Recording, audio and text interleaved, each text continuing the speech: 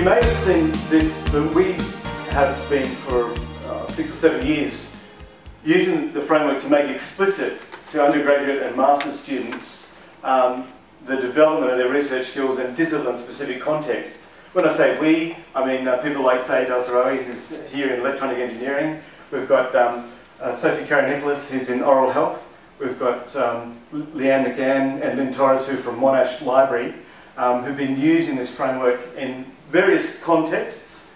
For example, Saeed started using it in masters, whereas Sophie and her colleague Kathy Snelling started using it more in first-year students. This is what happens when one of the outcomes at the course level, this student said, I know, this is 16 months after completing the course, into a workforce, in a business, I know that research is important.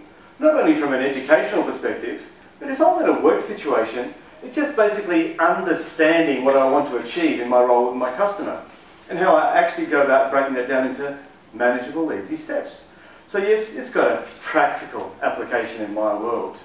And what surprised us was that most students of the 41 were saying the same sort of things in a variety of contexts, not just at Monash in business, but oral health in science contexts.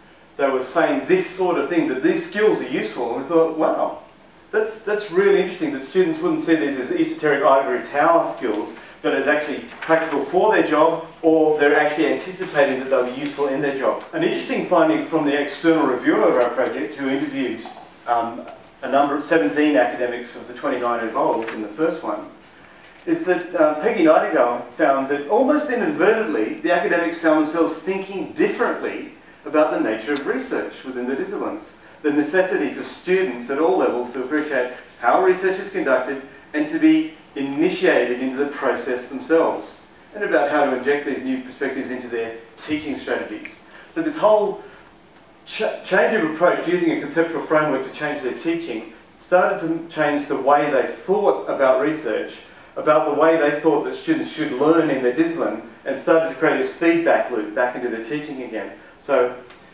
there was a nice meshing between the research, their thinking about their research, and their thinking about their teaching.